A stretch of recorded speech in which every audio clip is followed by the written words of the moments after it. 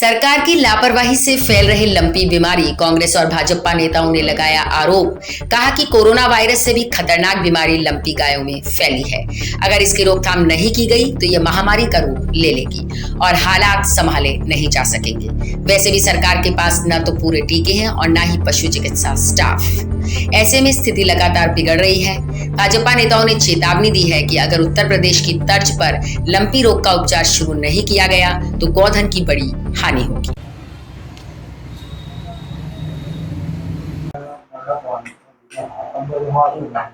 जी sir, सहकारी समितियों के अभी चुनाव हो रहे हैं, ग्राम सेवा सहकारी समिति के, उसके बाद क्रय विक्रय के भी हो सकते हैं और अपने सहकारी बैंक के भी हो सकते हैं। लेकिन आश्चर्य है कि मेरे को भी राजनीति में 40 साल हो गए, लेकिन जिस तरह की धांधलीबाजी, जिस तरह की अनियमितता, जिस तरह की एक तरह से अराजकता, गैर कानूनी काम इस वक्त ग्राम सेवा सहकारी समितियों के चुनाव में हो रहे हैं, ऐसे मैंने मेरी जिंदगी में नहीं देखा। कांग्रेस के टाइम में भी पहले चुनाव हुए, वैसे तो 17 साल बाद चुनाव हो रहे हैं, लेकिन इन चुनावों को लेकर के गांव में तो अच्छा है कि भाई हमारे नई समितियां बनेगी, अध्यक्ष बनेंगे, लेकिन आश्चर्य है, सबसे ज़्यादा निराशा गांव में इस बात की है कि इतने समय बाद चुनाव हो रहा है, लेकिन वहाँ चुनाव नहीं हो रहा, एक तरह से सिलेक्शन हो रहा। सत्ता पक्ष के द्वारा सिलेक्शन कराया जा रहा, अपनी अपनी पसंद के यहाँ से ट्रेंड लोगों को वहाँ भेजा जा रहा है, जो कानून जाने या न जाने, लेकिन वो जो सत्ता पक्ष कहे वो करके ले आए।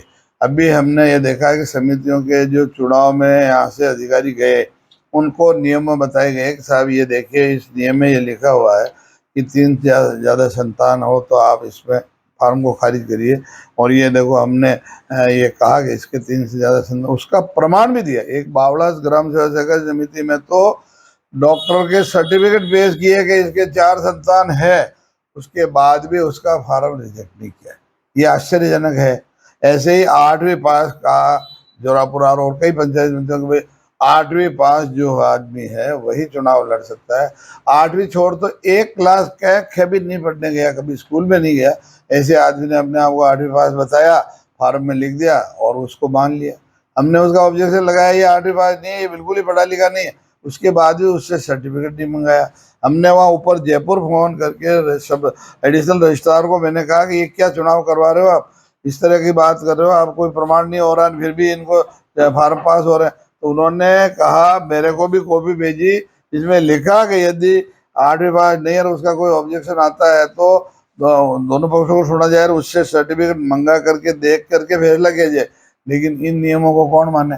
यहाँ तो बिल्कुल तानाशाही और एक तरह से डिक्टेटरशिप का राज है, जो यहाँ तो कोई किसी की नहीं सुन रहा है। और अधिकांश जो चुनाव अधिकारी लगाए वो डेयरी के लगे हुए हैं, वो कि वही पहले एक तहसील के, फिर दूसरे तहसील के, फिर तीसरे, ऐसे करके वो बारी बारी से पूरे जिले में चुनाव अधिक लगभग कराने वाले यही व्यक्ति। और ये सारे यहाँ से केवल कांग्रेस के और सत्ता पक्ष के लोगों को की सूची बनाए, कैसे उनको वहाँ से नॉमिनेट करके ले आए अपने हाथ से, ऐसे लोगों को भेजा गया। इसलिए मैंने इसका आरोप लगाया, समय इसका विरोध भी किया है, और मैंने हमारे कलेक्टर महोदय को कहा कि ये अल्लाह बोल मत करिए, ये चुनाव में क्या कर रहे हो आप, और इस तरह की धांधली करनी थी तो फिर चुनाव क्यों करो, यहीं बैठ करके सूचियाँ बना लो। तो उन्होंने कहा हाँ मैं दिखवाता हूँ, लेकिन अब मुझे लग रहा है कलेक्टर भी दबे हुए होंगे, पर फिर भी देखो, अगर भगवान सद्बुद्धि दे, अगर कोई सारा रिकॉर्ड मंगा के देख ले और उसका एग्जाम करा दे तो न्याय हो जाएगा, वरना न्याय की तो कोई उम्मीद नहीं है। और हमने इस मामले में गंभीरता से लिया भी है। हमने हमारे कार्यकर्ताओं को भी तैयार किया है कि भाई इनकी नकलें लो, और नहीं होगा तो इनका सबका न्यायालय में अपन इसको चैलेंज करेंगे, इसका वाद पेश होता है वो भी करवाएंगे, नहीं तो हाईकोर्ट में रिट करनी पड़े तो हाईकोर्ट में भेजेंगे लोगों को, या जाएंगे हम पार्टी स्तर पे भी इसको उठाएंगे।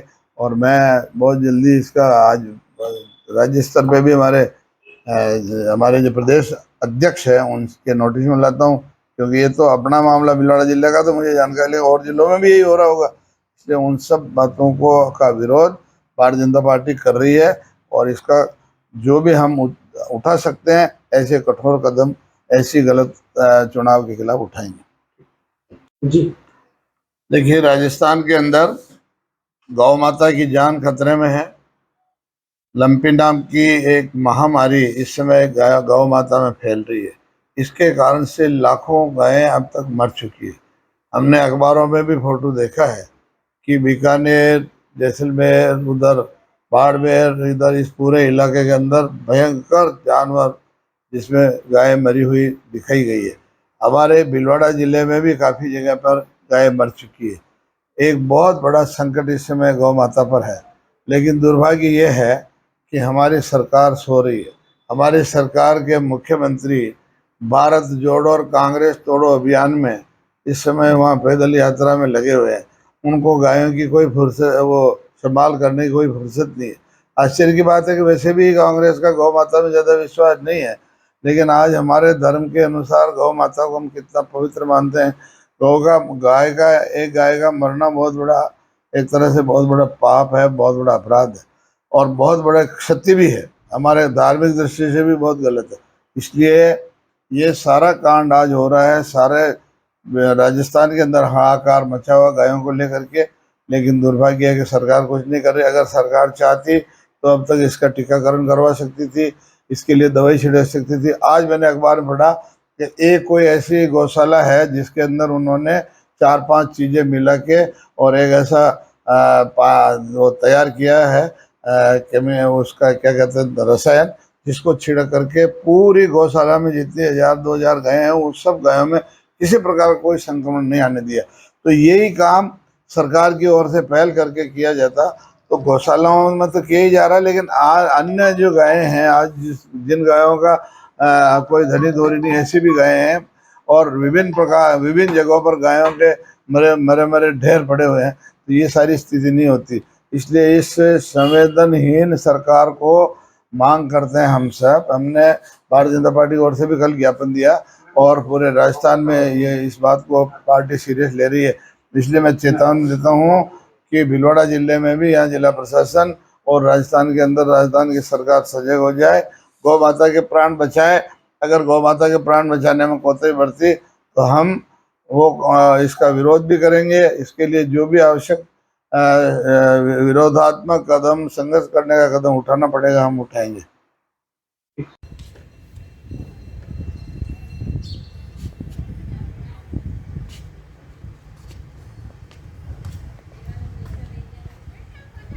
देश में पशुधन का बहुत महत्व है और अर्थव्यवस्था की रीढ़ मानी जाती है हमारा पशुधन। लेकिन जो राजस्थान सरकार ने इस लंपी वायरस में जो असंवेदनशीलता बताई है, उसके कारण से हमारे राजस्थान में और भीलवाड़ा में लंपी वायरस तेजी से फैल रहा है। इनको कई बार चेताया गया लेकिन ये समझे नहीं। और जिस तरह से आज लंपी वायरस की व्यवस्था योगी आदित्यनाथ उत्तर प्रदेश में कर रहे हैं, उन्होंने जितने भी संक्रमित जिले थे उनको आइसोलेट करके पूरा पशुओं को पूरा व्यवस्थित करके आज उन्होंने 9 लाख टीके अपने प्रदेश में लगा चुके हैं। अगर शिक्षा लेनी है तो वो यूपी की व्यवस्था से ले और लंपी वायरस जैसे गोधन को जो नाश हो रहा है, इसको अगर रोकथाम करनी है तो इनको तत्काल तेजी से कदम उठाने पड़ेंगे। आज हमारे विधायकों से भी इन्होंने लंपी वायरस के नाम पे 10-10 लाख रुपए ले लिए हैं, लेकिन आज भी व्यवस्थाओं के मामले में ये नगण्य है। मैंने कई बार प्रशासन को फोन किया लंपी वायरस के लिए। जब भी केस आते हैं, स्टाफ इनके पास है नहीं, स्टाफ के बिना ये कैसे काम करेंगे। बहुत भयावह स्थिति पैदा होने जा रही है। मेरी सरकार से और प्रशासन से मांग है कि इतनी भयंकर महामारी है ये पशुओं की, गोधन की, इसको रोकथाम के लिए तत्काल व्यवस्थाएं करें, अन्यथा हमारे पशुधन का नाश हो जाएगा। जी, जो आप गायों की बीमारी की बात कर रहे हैं, ये बीमारी गुजरात से स्टार्ट हुई थी। गुजरात में इसको रोक नहीं पाए तो ये एक महामारी टाइप बीमारी है, तो वो धीरे धीरे राजस्थान में भी आई। जैसे ही राजस्थान में आई, मुख्यमंत्री जी ने संवेदनशील रूप से इसको लेके और पूरे राजस्थान में इसकी तत्काल दवाएं उपलब्ध कराई गई। दवाएं नहीं थी तो दवाएं मंगाई गई और इस पे धीरे धीरे आयुर्वेदिक दवाएं भी दी जा रही है, सब दी जा रही है। और सभी जितनी भी जिला के संघ डेयरियों के, उनके द्वारा भी इनको अनुदान देने की और दवाइयां देने की जगह जगह घोषणाएं की गई, वो पैसा भी दिया जा रहा है और ये सभी स्टेट्स में हो गई लगभग। तो मोदी जी को इसको राष्ट्रीय आपदा घोषित की जानी चाहिए थी। बाकी राजस्थान में इसको काफी हद तक कंट्रोल कर ली गई है और खास तौर से हमारे जिले में यह कंट्रोल में है। और इस कंट्रोल का कारण यही है कि जहां भी ज्यादा समूह गायों का, जैसे गौशाला वगैरह या कहीं है, तो जो भी गौशाला लोग चला रहे हैं उनको सारी दवाइयां उत्पन्न कर रखी है। जो इंडिविजुअल गायें हैं जहाँ 4-5 या है उनको ये बीमारियां नहीं गई, जहाँ समूह है वहां गई है। और वहां सारी सरकार की तरफ से पूरी तैयारी है। इनके मंत्री जी लालजी कटारिया बिलाकर हर जिले में जाके वो इसकी मॉनिटरिंग कर रहे हैं। अपने जिले में भी आए थे बनेड़ा, और ये कुछ गौशालाओं को चेक करके गए थे। और मैं समझता हूं कि इसमें काफी हद तक हमने कंट्रोल करने का प्रयास किया है और समय पर दवाइयां उपलब्ध कराई जा रही है। भाजपा आरोप लगा रही है सरकार इस पूरे मामले में फेलियर साबित हो रही है। फेलियर तो सबसे पहले गुजरात में फेल होया है, गुजरात से था। अगर भाजपा ऐसा आरोप लगा रही है, इसको राष्ट्रीय आपदा घोषित करना चाहिए। ये तो जिस तरह से कोरोना आया है उसी तरह से जानवरों में ये दवाई आई है, तो इसमें आरोप प्रत्यारोप का तो कोई इशू है ही नहीं है। तो ठीक है, विपक्ष की कोई पार्टी होती है तो झूठे आरोप लगाने का उनका एक होता है, और वो चूंकि खुद ही केंद्र में सरकार में है, ऐसी कोई स्थिति है तो केंद्र सरकार को इसमें आगे होकर पहल करके दवाइयों की सप्लाई देनी चाहिए थी।